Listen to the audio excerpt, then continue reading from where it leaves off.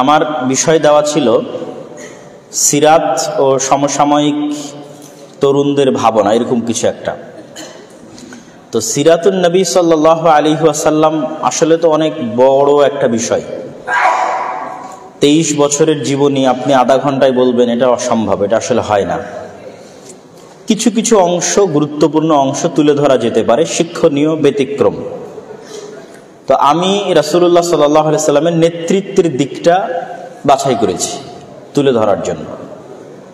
কেননা আমার দৃষ্টিতে আমি মনে করি প্রত্যেক মুসলিম তখনই সফল যখন সে নেতা হওয়ার চিন্তা করবে এবং নেতৃত্বের গুণাবলী তার মধ্যে বিরাজমান থাকবে। অন্যথায় আমাদের যেই গোলামীর জীবনযাপন আমরা সারা বিশ্বব্যাপী করছি, নেতৃত্বের গুণাবলী অর্জন না করা পর্যন্ত আমরা আমাদের এই গোলামীর জিঞ্জির ভাঙতে পারবো না। ফলত নেতৃত্ব এবং এই দাসত্বের জিঞ্জির ভাঙতে হলে নেতৃত্বের গুণাবলী অর্জন করতে হবে এবং রাসূলুল্লাহ সাল্লাল্লাহু আলাইহি ওয়াসাল্লামের নিকট থেকে শিখতে হবে। আর দ্বিতীয় যে বিষয়, এই নেতৃত্বের সাথে সম্পৃক্ত রেখেই সমসাময়িক কিছু বিষয় তার সাথে যতটুকু ইনক্লুড করা যায়, যতটুকু অন্তর্ভুক্ত করা যায় চেষ্টা করব ইনশাআল্লাহ। তার আগে আমি শুকরিয়া আদায় করি যারা আজকের এই অনুষ্ঠানটি আয়োজন করেছেন। আমি এখানে আসার পর শুনলাম, আমি জানতাম না, যে জাহাঙ্গীরনগর মুসলিম বিশ্ববিদ্যালয়ের প্রতিষ্ঠার পর থেকে নিয়ে গত 50 বা 53 বছরের মধ্যে এটি প্রথম কোনো ইসলামী অনুষ্ঠান। তো আমরা প্রথমত আল্লাহ সুবহানাহু ওয়া তাআলার শুকরিয়া আদায় করতে বলি আলহামদুলিল্লাহ। দ্বিতীয়ত আল্লাহ সুবহানাহু ওয়া তাআলার নিকটে দোয়া করি যে আল্লাহ সুবহানাহু ওয়া তাআলা এই উদ্যোগে বরকত দান করুন, আল্লাহুম্মা আমিন। কোনো জিনিস তখনই বাড়ে, তখনই স্থায়ী হয় যখন আল্লাহ সেটিকে কবুল করেন এবং সেটিতে বরকত দান করেন। তো আজকের যারা উদ্যোক্তা তারা পরবর্তী উত্তরসূরিদের উপর বিশাল বড় এক আমানতের দায়িত্ব চাপিয়ে দিয়ে গেলেন, আর পূর্বসূরিদের রেখে যাওয়া অনেক বড় একটা বোঝা তারা আজকে মাথা থেকে নামিয়ে ফেললেন। আমি অবশ্য তাদেরকে পাল্টা উত্তরে বলেছিলাম, এখন যখন কথা হচ্ছিল তখনই, যখন আমাকে বললো যে গত 53 বছরে কোনোদিন এখানে ইসলামী অনুষ্ঠান প্রকাশ্যে হয়নি, তাই আমি বলছিলাম গত 53 বছরে এই বিশ্ববিদ্যালয়ে কি কোনো মুসলিম মায়ের দুধ পান করেছে এরকম কোনো সন্তান আসেনি? তো আমি মনে করি অবশ্যই আমাদের এই চেতনা থাকতে হবে যে আমরা আমাদের যে স্বাধীনতা আছে, আমাদের যে রাইটস আছে, আমাদের যে অধিকার আছে একজন মুসলিম হিসেবে, সেটি নিঃসংক চিত্তে আমরা সেই অধিকার বাস্তবায়ন করতে চাই ইনশাআল্লাহ। রাসূলুল্লাহ সাল্লাল্লাহু আলাইহি সাল্লামের নেতৃত্বের গুণাবলী সবগুলো বিষয় টাচ করা সম্ভব হবে না। আজকে আমি একটা স্পেসিফিক লম্বা ঘটনা আপনাদের সামনে তুলে ধরব, তারপরে আর কিছু গুণাবলীর কথাও তার সাথে আসবে ইনশাআল্লাহ। একটা স্পেসিফিক লম্বা ঘটনা হচ্ছে রাসূলুল্লাহ সাল্লাল্লাহু আলাইহি ওয়াসাল্লাম একদা তিনি তার সাহাবীদের নিয়ে রওনা দিয়েছেন এক সফরে। আমি সময় স্বল্পতার কারণে অত বেশি মধ্যখানে আরবি না বলে শুধু ঘটনার সামারিটা আপনাদের সামনে তুলে ধরব। তো এক সফরে রাসূলুল্লাহ সাল্লাল্লাহু আলাইহি ওয়াসাল্লাম সাহাবীদের নিয়ে রওনা দিয়েছেন। দীর্ঘ যাত্রার কারণে, শরীরে ক্লান্তি থাকার কারণে তারা রাত একটু দেরি করে ঘুমিয়েছেন। তো রাত একটু দেরি করে ঘুমানোর ফলে পরের দিন ফজরে উঠতে সকলের দেরি হয়েছে। পরের দিন ফজরে উঠতে যখন সকলের দেরি হয়েছে, তখন এমন একটা অবস্থা দাঁড়িয়ে গেছে যে সূর্য উদয় হওয়ার পর তাদের ঘুম ভাঙতেছে, তথা সকলের ফজরের সালাত কাজা হয়ে গেছে। হাদিস সহিহ, রাসূলুল্লাহ সাল্লাল্লাহু আলাইহি ওয়াসাল্লামের পক্ষ থেকে এই হাদিস সহিহ। তো সর্বপ্রথম যিনি ঘুম থেকে জাগ্রত হয়েছেন, হাদিসের বর্ণনাকারী হচ্ছে ইমরান বিন হুসাইন রাদিয়াল্লাহু তাআলা আনহু। সর্বপ্রথম যিনি ঘুম থেকে জাগ্রত হয়েছেন তিনি আবু বকর রাদিয়াল্লাহু তাআলা আনহু। আবু বকর রাদিয়াল্লাহু তাআলা আনহু ঘুম থেকে জাগ্রত হওয়ার পর দ্বিতীয় জন যিনি ঘুম থেকে জাগ্রত হয়েছেন তিনি ওমর ইবনুল খাত্তাব রাদিয়াল্লাহু তাআলা আনহু। তো তো ওমর ইবনুল খাত্তাব এবং আবু বকর রাদিয়াল্লাহু তাআলা আনহুর মধ্যে আবু বকর রাদিয়াল্লাহু তাআলা আল্লাহর নবীকে ডাকতেও যাননি, জাগাতেও যাননি। তিনি মনে মনে ভাবছেন হয়তো আল্লাহর নবীর উপরে কোনো ওহী অবতীর্ণ হয়েছে, যার ফলশ্রুতিতে তিনি ঘুম থেকে ওঠেননি অথবা জাগা পাননি।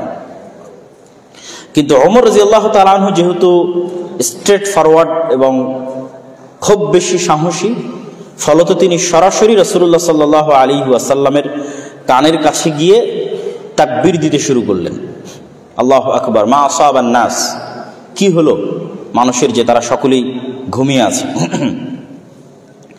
তো তার তাকবীর ধ্বনিতে রাসূলুল্লাহ সাল্লাল্লাহু আলাইহি ওয়াসাল্লাম জাগ্রত হয়ে গেলেন। রাসূলুল্লাহ সাল্লাল্লাহু আলাইহি ওয়াসাল্লাম জাগ্রত হওয়ার পরপরই সাহাবীদেরকে আদেশ দিলেন যে তোমরা দ্রুত এই স্থান ত্যাগ করো, দ্রুত এই স্থান ত্যাগ করো। এই বাক্যের ব্যাখ্যায় বহু মুহাদ্দিসিনে কেরাম লিখেছেন যে কোনো একটি জায়গায় যখন কোনো অসৎ কাজ, অকল্যাণকর কাজ সংঘটিত হয়, তখন সেখানে শয়তানের আসর বা প্রভাবকে মাথায় রেখে তিনি দ্রুত সেই জায়গা পরিবর্তন করতে বললেন। জায়গা পরিবর্তনের সাথে সাথে মানুষের মন মানসিকতা, শয়তানের প্রভাব, অনেক কিছু থেকে সে হয়তো বেরিয়ে আসতে পারবে। তো জায়গা পরিবর্তন করার পর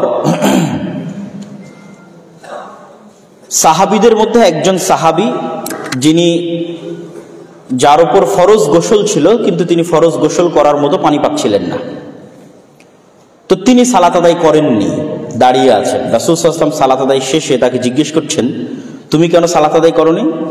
তো বলে, ঘটনায় আল্লাহ নবী পানি পায়নি, দাঁড়িয়ে আছে। তো আল্লাহ নবী বললেন, তুমি তায়াম্মুম করো, তথা ফরজ গোসল থাকা অবস্থাতেও মাটি দিয়ে পবিত্রতা অর্জন করা যাবে।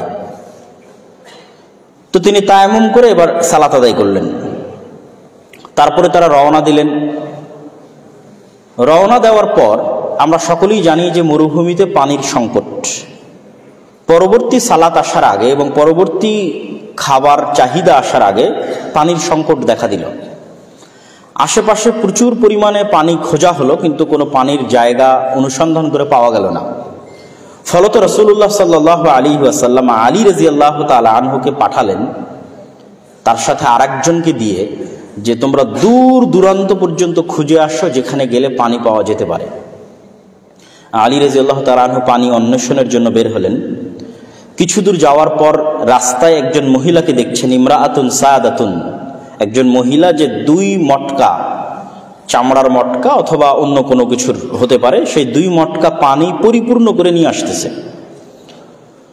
আলী রাদিয়াল্লাহু তাআলা আনহু সেই মহিলাকে জিজ্ঞেস করলেন যে পানি তুমি কোথায় পেলে, পানির জায়গা কোথায়?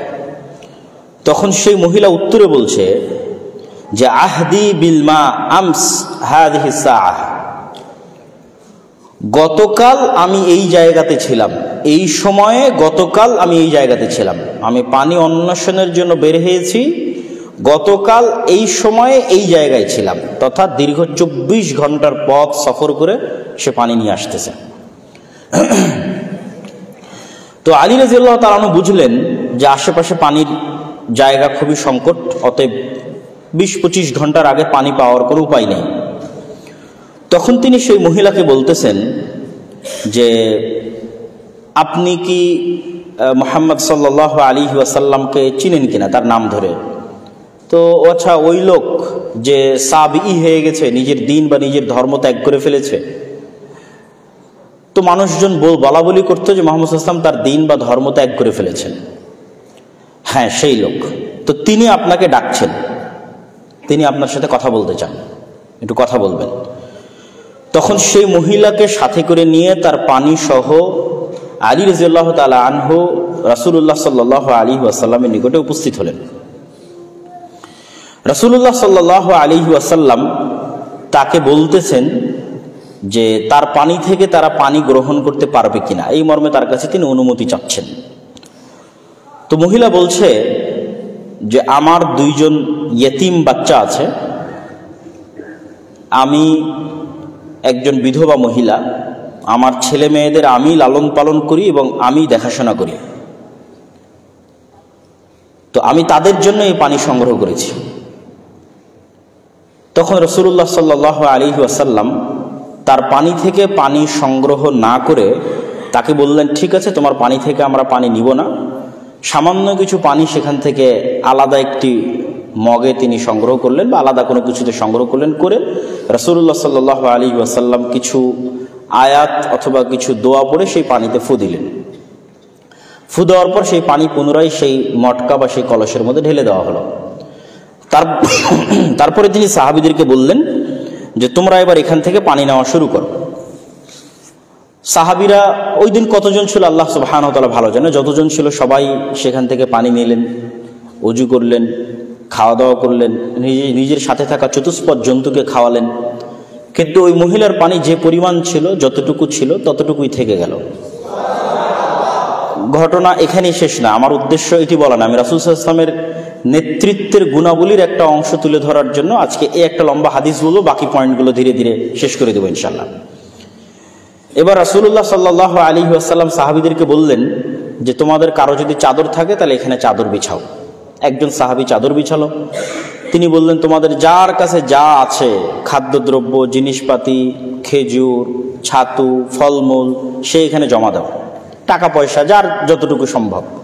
তো সাহাবীদের যার কাছে যা যতটুকু ছিল সে সেখান থেকে ততটুকু ওই চাদরের উপর জমা দিতে লাগলো। জমা দিতে দিতে মোটামুটি একটা ভালো পোটলার মতো, একটা টুকলির মতো হয়ে গেল। রাসূলুল্লাহ সাল্লাল্লাহু আলাইহি ওয়াসাল্লাম সেটিকে বেঁধে ওই মহিলার হাতে দিয়ে বললেন, এই যে তোমার পানি যেভাবে ছিল সেভাবে, আর এই যে তার সাথে অতিরিক্ত আমাদের পক্ষ থেকে তোমার সন্তানদের জন্য হাদিয়া। এখানে যতজনের যার কাছে যা খাবার ছিল, টাকা পয়সা যা ছিল সেটা জমা করে তিনি সেই মহিলার হাতে দিলেন। সেই মহিলা সেগুলো নিয়ে ফিরে গেল। তার এলাকার মানুষজন তাকে জিজ্ঞেস করলো, তোমার এত দেরি হলো কেন? তো বলে এই ঘটনা। তো সেই মহিলা সেখানে গিয়ে বলল যে পৃথিবীতে যদি সবচেয়ে বড় কোনো জাদুকর থেকে থাকে, আর মোহাম্মদ যদি সত্যিই জাদুকর হয়, তাহলে আসমানের নিচে জমিনের উপর তার চেয়ে বড় জাদুকর কেউ হতে পারে না, আজকে আমি যা দেখেছি। আর যদি তিনি জাদুকর না হন, সত্যবাদী হন, তাহলে তিনি আসলেই সত্য নবী। ঘটনা চলতে থাকলো, দিন যায় রাত যায়। তো রাসূলুল্লাহ সাল্লাল্লাহু আলাইহি ওয়াসাল্লাম বিভিন্ন সময় বিভিন্ন মুজাহিদ বাহিনী প্রেরণ করেন।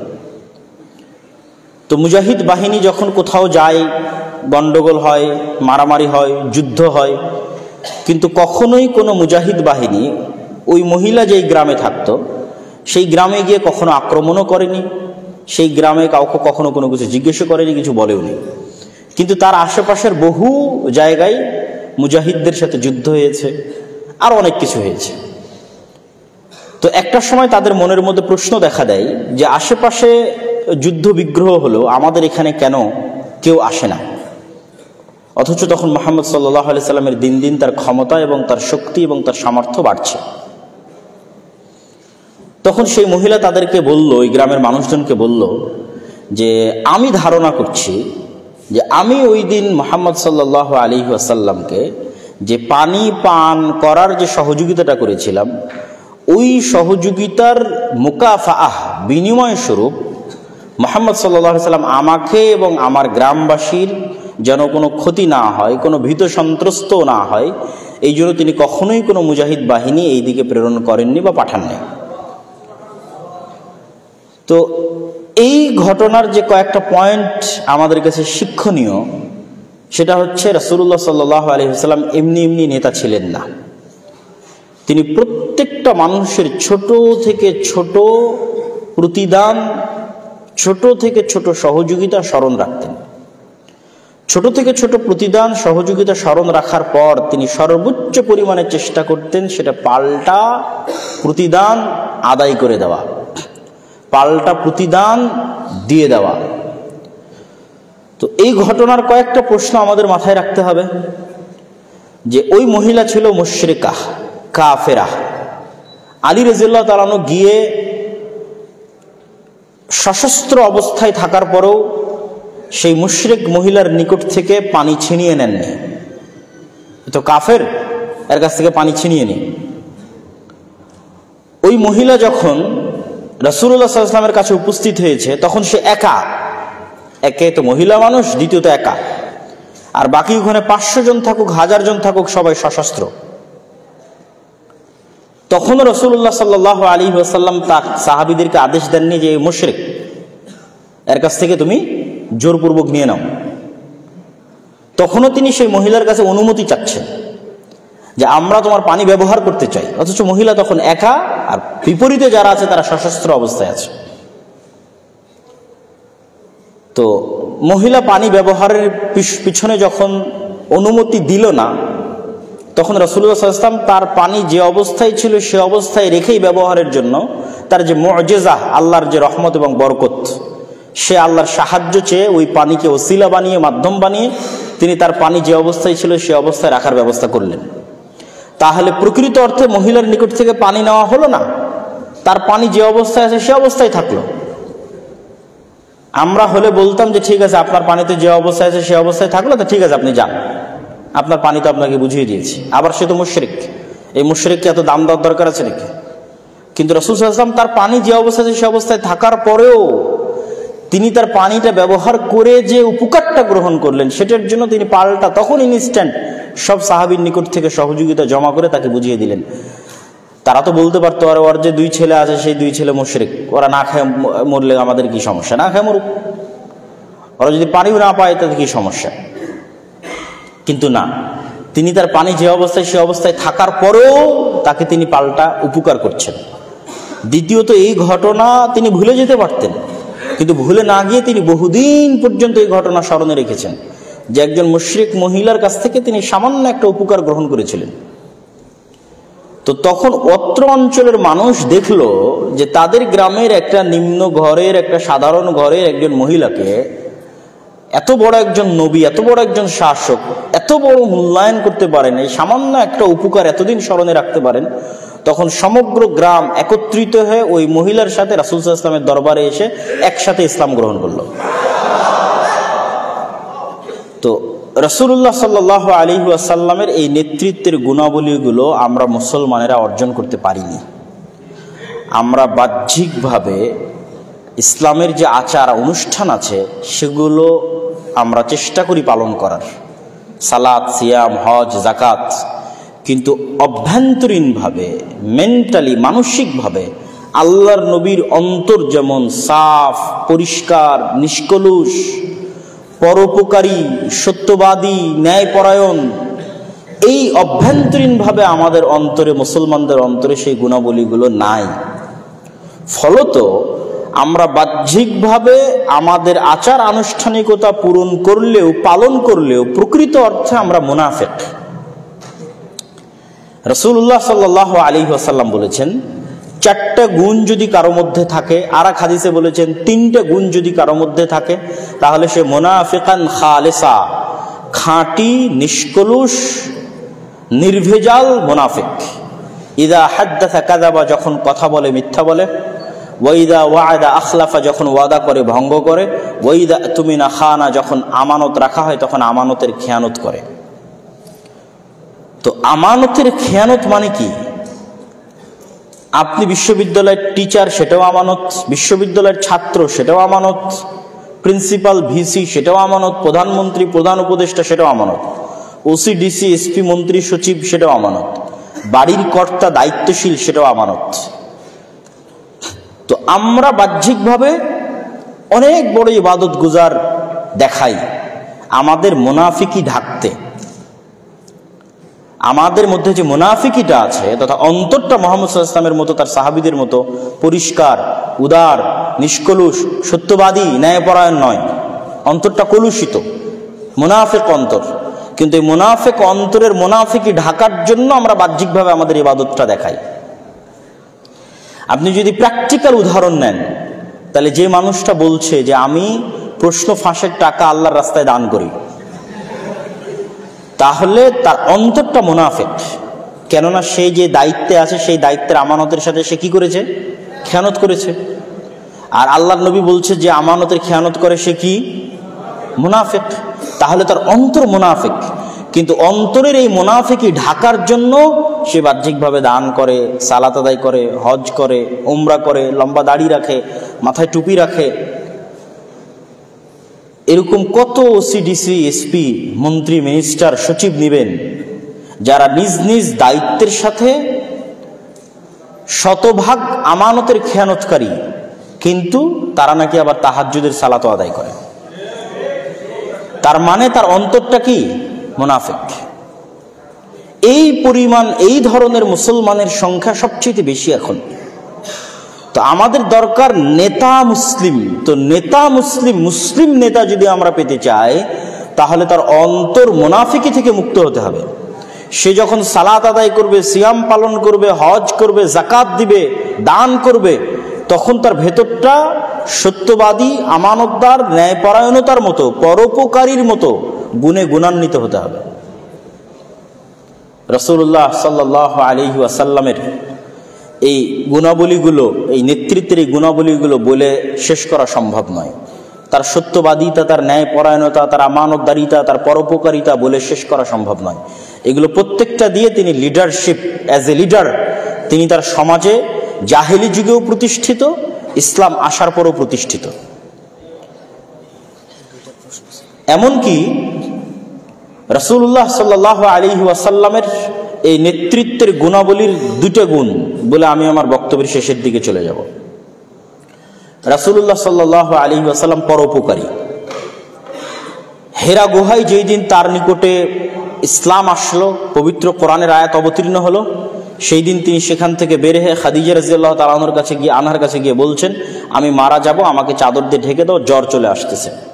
খাদিজা রাদিয়াল্লাহু তাআলা আনহা বলছেন, কখনো নয়, আপনি মারা যাবেন না। কেন? আমি সংক্ষেপে শেষ করছি।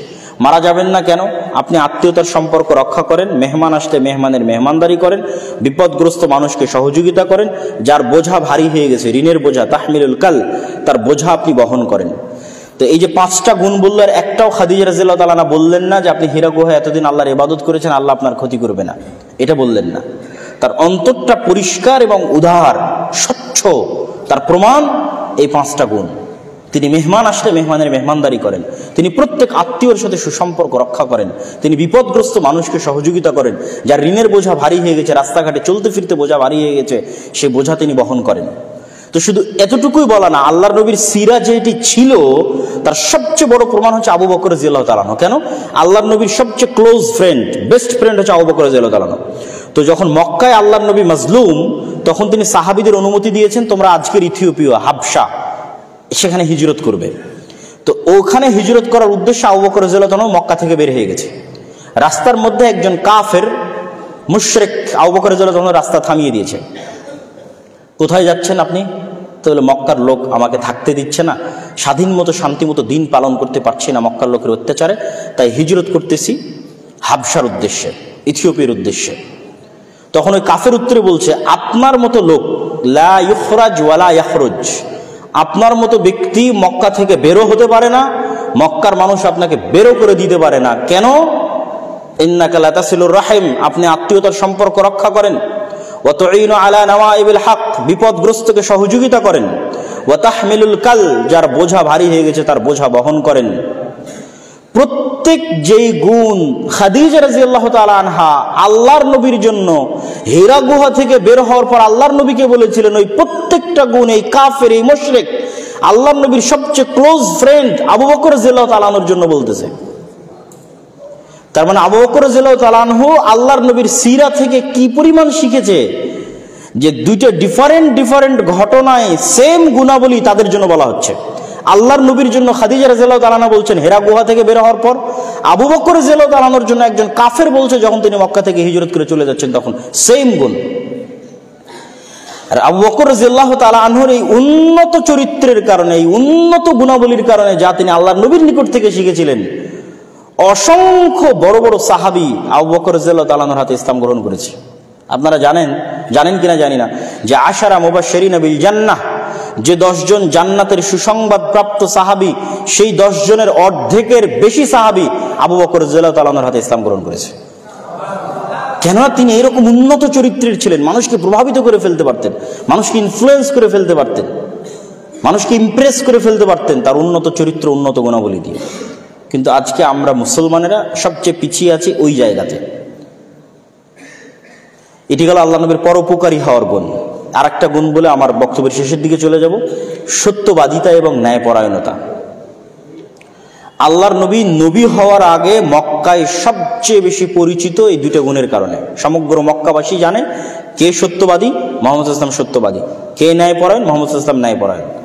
আবু সুফিয়ান আল্লাহর নবী থেকে 1000 কিলোমিটার দূরে, 1500 কিলোমিটার দূরে জেরুজালেমে বাদশাহ হিরাক্লিয়াসের দরবারে, কোনো রেকর্ডার অন নাই, কোনো লাইভ নাই, কিচ্ছু নাই। কেউ আবু সুফিয়ানের কথা রেকর্ড করে নিবে এর কোনো অপশন নাই, কেউ আবু সুফিয়ানের কথা লাইভ প্রচার করবে এর কোনো অপশন নাই।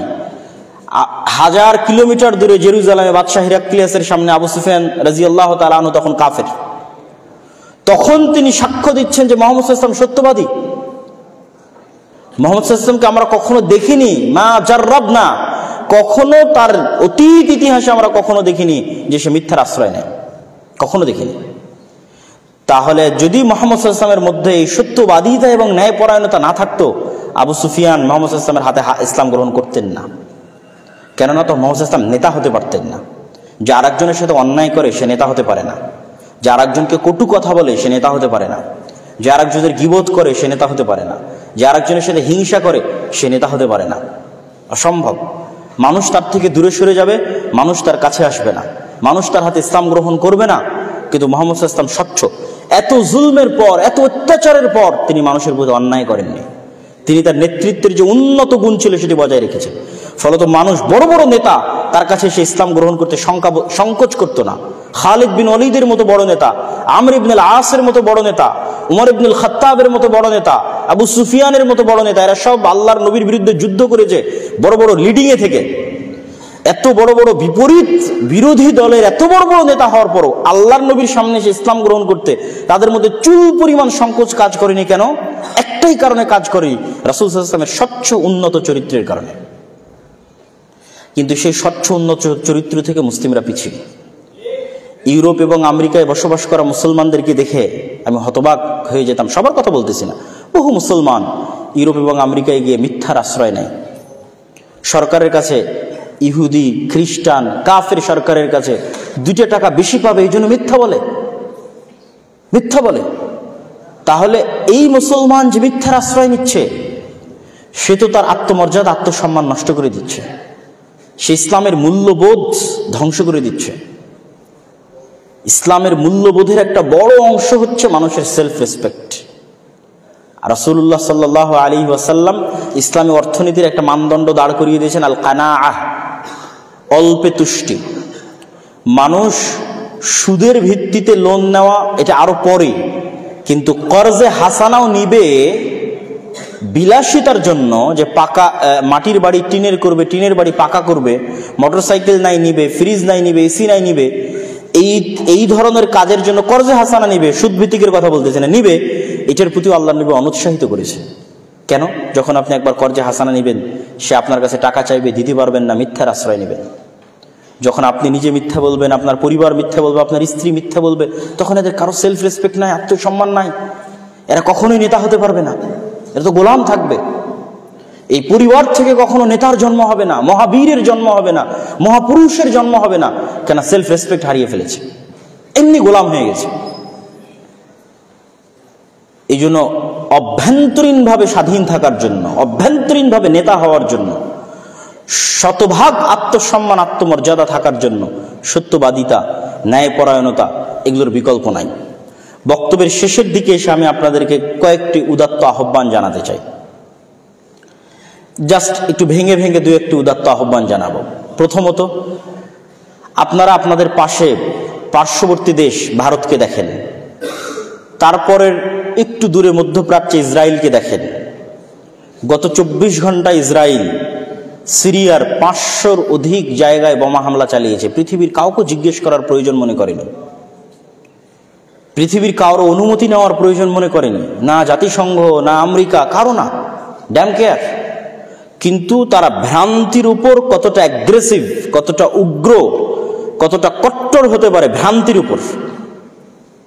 আপনাদের পার্শ্ববর্তী দেশের যারা হিন্দুত্ববাদী দল, তারা তাদের ভ্রান্ত, সবাই জানে, আপনারাও জানেন, ভ্রান্তির উপর তারা কতটা কট্টর হতে পারে, কতটা শক্ত হতে পারে। আর আপনারা মুসলমানেরা বলতেছেন যে না, আমরা স্বাধীন হয়েছি, আমরা খুব সাহসী। আমি বলি, আপনারা সেই দিন স্বাধীন, সেই দিন সাহসী, তারা ভ্রান্তির উপর দাঁড়িয়ে যদি বলতে পারে যে আমরা অখণ্ড হিন্দুত্ববাদী ভারত প্রতিষ্ঠা করব, মানে হিন্দু ধর্ম একটা ভ্রান্ত ধর্ম, এটা আপনি জানার পরও আপনি দেখছেন এই ভ্রান্তির উপর কতটা শক্ত যে আমরা হিন্দুত্ববাদ রাষ্ট্রীয়ভাবে প্রতিষ্ঠা করতে চাই। তাহলে আপনি কিসের সাহসী যদি আপনি বলতে না পারেন যে আমরা বাংলাদেশে রাষ্ট্রীয়ভাবে ইসলাম প্রতিষ্ঠা করতে চাই? আপনি সাহসী না, আপনি ভীরু কাপুরুষ। আর এই ভীরুতা, এই কাপুরুষতা আপনাকে শিখিয়েছে সেকুলারিজম। সে কেন সেকুলার হয় না? ইসরায়েল কেন সেকুলার হয় না? অসংখ্য ইউরোপের খ্রিস্টান কান্ট্রি, তারা কেন উগ্র খ্রিস্টান পন্থার দিকে এগিয়ে যাচ্ছে? সেকুলারিজমের দ্বার শুধু মুসলমানের জন্য, অথচ স্বয়ং ভারত রাষ্ট্র প্রতিষ্ঠা হয়েছিল সেকুলারিজমের উপর, আর পাকিস্তান আর বাংলাদেশ প্রতিষ্ঠা হয়েছিল ইসলামের উপর। সেই পাকিস্তান আর বাংলাদেশ সেকুলারিজমের দ্বার শিখতে শিখতে অনেক বড় মাপের সেকুলার হয়ে গেছে। আর ভারত প্রতিষ্ঠা হয়েছিল সেকুলারিজমের জন্য। গান্ধীর কথা বলেন, জওহরলাল নেহরুর কথা বলেন, মাওলানা আবুল কালাম আজাদের কথা বলেন, তারা কট্টর হিন্দুত্ববাদের দিকে চলে গেছে। সম্মানিত উপস্থিতি, যদি মুসলমানেরা বলে যে আমরা স্বাধীন, তাহলে সেই স্বাধীনতার জন্য বুক ফুলিয়ে ঘোষণা দিতে হবে যে আমি আমার দিনের উপর কট্টর, কোনো কম্প্রোমাইজ ছাড়া। তাহলে আপনি স্বাধীন। যেই দিন এটা স্বাধীনভাবে ঘোষণা দিতে পারবেন সেই দিন স্বাধীন। আমি যেহেতু ইহুদি জাতিকে দেখেছি, আর আপনারা দূর থেকে দেখতেছেন, যেই জাতি আর এক দেশের 500 জায়গায় বোমা হামলা করতে পরোয়া করে না, সে তাদের নবীর সুন্নাত দাঁড়িয়ে রাখার জন্য পরোয়া করবে? কাউকে পরোয়া করে না। এই জন্য ওরা শতকরায় বেশি ইহুদি দাঁড়িয়ে রাখে। ড্যাম কেয়ার, 500 জায়গায় বোমা হামলা করতে আমি পরোয়া করি না, তা আমি আমার দিন পালন করতে কাকে পরোয়া করবো? কিন্তু আপনি রাষ্ট্রে ইসলাম বহুদূরের কথা, আপনি ব্যক্তি জীবনে ইসলাম পালন করতে 10 বার পরোয়া করেন, পারিবারিক জীবনে ইসলাম পালন করতে 10 বার চিন্তা করেন। তো গোলামির মানসিকতা তো এখান থেকে শুরু হয়েছে। আপনি নেতা হবেন কিভাবে? আপনার মধ্যে হেজিটেশন তো, দ্বিধা তো এখান থেকে শুরু হয়েছে। আপনি মানসিকভাবে কলোনিয়াল মাইন্ড সেটআপ বহন করছেন, যে একজন মানুষ যদি প্যান্ট শার্ট টাই থাকে তাহলে সে স্মার্ট, ইংরেজি বলতে পারলে স্মার্ট, না বলতে পারলে স্মার্ট না। আপনি যান ইংল্যান্ডের পার্শ্ববর্তী যে দেশগুলো আছে, স্পেন, ইতালি, ফ্রান্স, ওরা ইংরেজি বলে কিনা? ইংরেজি শিখতে হবে না কথা বলছি না, কিন্তু ফরাসিরা, স্প্যানিশরা, ইতালিয়ানরা মেন্টালি আমাদের চেয়ে বেশি স্বাধীন মানসিকভাবে। কেউ ড্যাম কেয়ার, পড়াও করে না, আমি কেন ইংরেজি শিখবো, ও আসে আমার ভাষা শিখুক। মানে মানসিকভাবে সে বেশি স্বাধীন।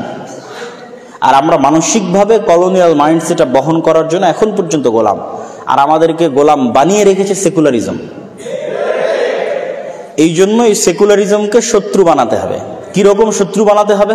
যেমন ইব্রাহিম আলাইহিস সালাম ঘোষণা দিয়েছিল, কাফারনা বিকুম ওমাই ইয়াকফুর বিত্তাগুত। ইব্রাহিম আলাইহিস সালাম ঘোষণা দিয়েছিল, শোনো,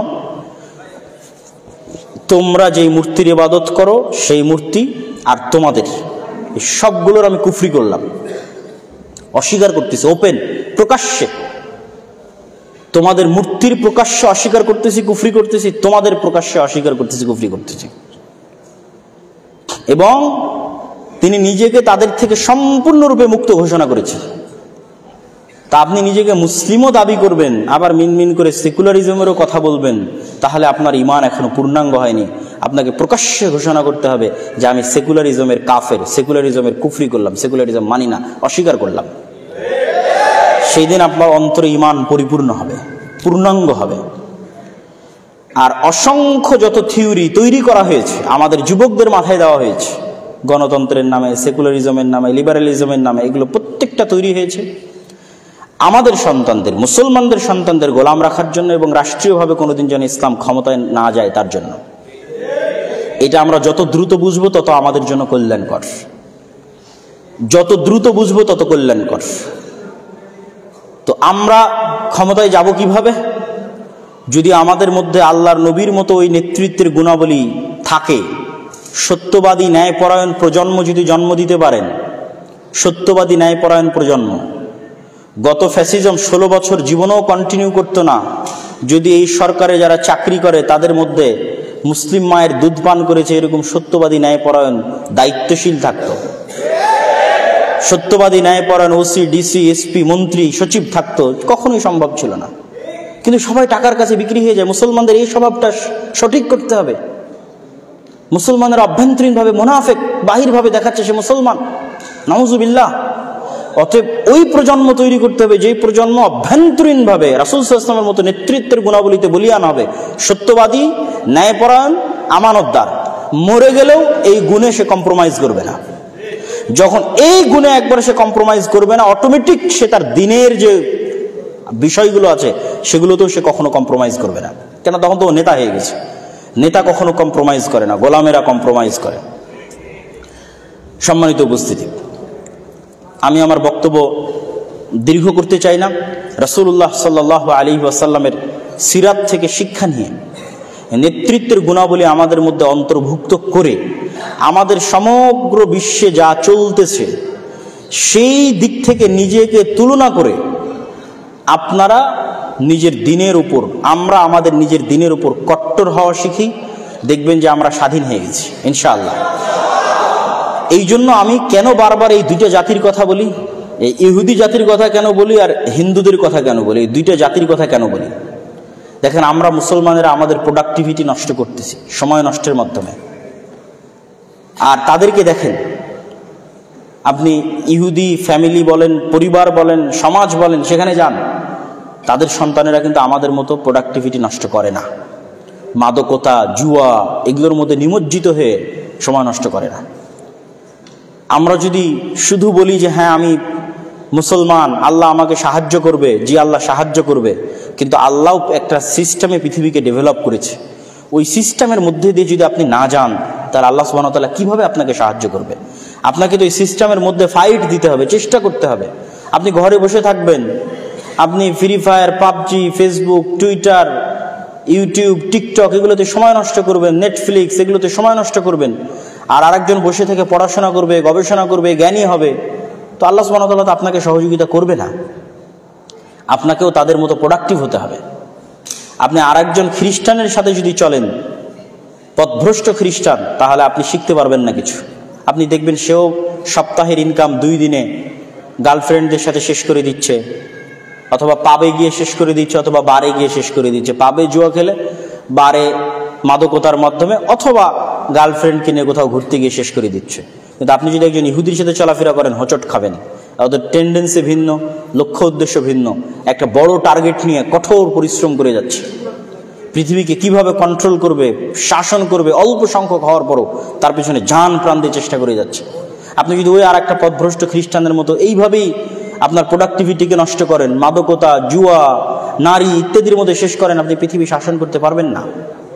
প্রথমত আপনাকে ওই রাস্তায় চলা শুরু করতে হবে। ওই রাস্তায় যখন চলা শুরু করবেন, আপনি যদি অন্যের কাছে যদি 100% থাকে, আপনার কাছে 50% থাকে, আল্লাহ আপনাকে বিজয় দিবে ইনশাআল্লাহ। আপনি চেষ্টা করার পর বাকিটার দায়িত্ব আল্লাহ সুবহানাহু ওয়া তাআলার উপরে। তা আমি আমাদের তরুণদের, যুবকদের উদাত্ত আহ্বান জানাবো যে আমরা নিঃসংকোচে, নির্দ্বিধায় আমাদের দিনের উপর কট্টর হই এবং আমাদের সময়টা আমাদের দেশ ও জাতির উন্নতির জন্য জ্ঞান অর্জনের পিছনে লাগাই। ঢাকা বিশ্ববিদ্যালয়ে হাজার হাজার ছাত্রছাত্রী টিএসসি চত্বরে বসে ফুটবল বিশ্বকাপের উন্মাদনায় ব্যস্ত। আপনি কল্পনা করেন যে অক্সফোর্ড ক্যামব্রিজে সেই উন্মাদনায় ছাত্রছাত্রীরা সময় নষ্ট করতেছে কিনা? পাবেন না। তারা পড়াশোনা করতেছে, জ্ঞান অর্জন করতেছে, কিন্তু আমরা পড়াশোনা এবং জ্ঞান অর্জন থেকে অনেক পিছিয়ে। আমরা যে আমাদের পার্শ্ববর্তী দেশকে নিয়ে হাসি ঠাট্টা করতেছি। আপনি বেঙ্গালোরে যান, বেঙ্গালোরকে তারা সেকেন্ড সিলিকন ভ্যালি বানিয়েছে। আমেরিকার যে সিলিকন ভ্যালিতে তথ্য প্রযুক্তির সকল বলা যায় হাউস, সেই সেকেন্ড তারা তৈরি করেছে বেঙ্গালোরে। তো আপনি হিন্দুদেরকে কি নিয়ে ঠাট্টা বিদ্রুপ করবেন? আপনার ওইরকম সিলিকন ভ্যালি কোথায় বাংলাদেশে? ওইরকম তথ্য প্রযুক্তির স্কুল, কলেজ, ইউনিভার্সিটি, হাব কোথায়? আমরা তো তৈরি করতে পারিনি। তাহলে আপনাকে ওই জগতে টেক্কা দিতে হবে, দিনের উপর কট্টর হতে হবে এবং জ্ঞান বিজ্ঞানে চেষ্টা পরিশ্রম করে টেক্কা দিতে হবে। তাহলে জাতি হিসেবে স্বাধীন হবেন।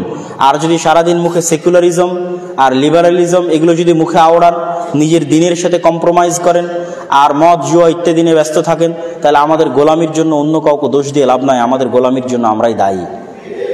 আমাদের পরবর্তী প্রজন্ম গোলাম থাকবে, তাদের পরবর্তী প্রজন্ম গোলাম থাকবে। স্বাধীন হতে চাইলে মাথা উঁচু করে দাঁড়াতে হবে, পরিশ্রম করতে হবে। আল্লাহ সুবহানাহু ওয়া তাআলা আমাদের জাতিকে, আমাদের দেশকে, আমাদের পরবর্তী প্রজন্মকে স্বাধীন হিসেবে এই গোলামির জিনজির থেকে মুক্ত হওয়ার তৌফিক দান করুক। আল্লাহুম্মা